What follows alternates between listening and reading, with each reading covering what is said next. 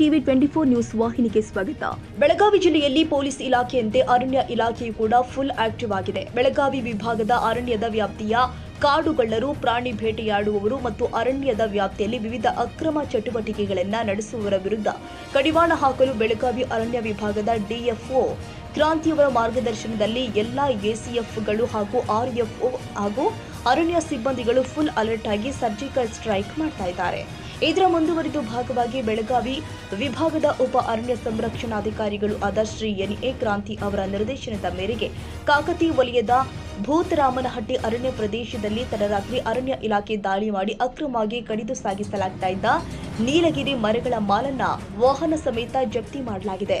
ರಾಜನಕಟ್ಟಿ ಗ್ರಾಮದ ಯಲ್ಲಪ್ಪ ಚಂದ್ರಪ್ಪ ಡುಮ್ಮನಾಯ್ಕ ಹಾಗೂ ಬೆನಕನಹೊಳ್ಳಿ ಗ್ರಾಮದ ಮಲ್ಲೇಶ ಮೇಖಲೆ ಎಂಬುವರು ನೀಲಗಿರಿ ಮರಗಳನ್ನು ಕಡಿದು ಟಾಟಾ 407 ವಾಹನದಲ್ಲಿ ಸಾಗಿಸಲಾಗ್ತಾ ಇದ್ದ ವೇಳೆ ಅಧಿಕಾರಿಗಳು ದಾಳಿ ಮಾಡಿ ಹಿಡಿದಿದ್ದಾರೆ.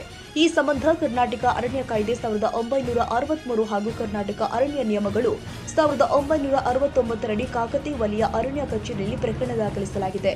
ತನಿಖೆ ಮುಂದುವರೆದಿದ್ದು ಬೆನಕನಹೊಳಿ ಗ್ರಾಮದಲ್ಲಿ ದಾಸ್ತಾನು ಮಾಡಲಾಗಿದ್ದ ನೀಲಗಿರಿ ಮಾಲನ್ನು ಕೂಡ ಅಧಿಕಾರಿಗಳು ಜಪ್ತಿಪಡಿಸಿಕೊಂಡಿದ್ದಾರೆ.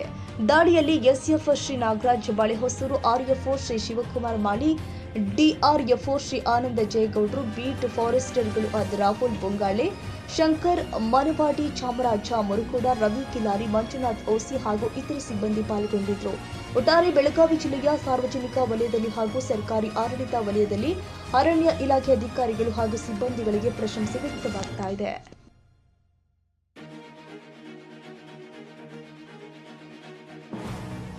ಕನ್ನಡಿಗರ ಮೆಚ್ಚಿನ ನಿಮ್ಮ ಟಿವಿ 24 ಕನ್ನಡ ನ್ಯೂಸ್ ವಾಹಿನಿ ಇದೀಗ ಟಿವಿಯಲ್ಲಿ ಲಭ್ಯ.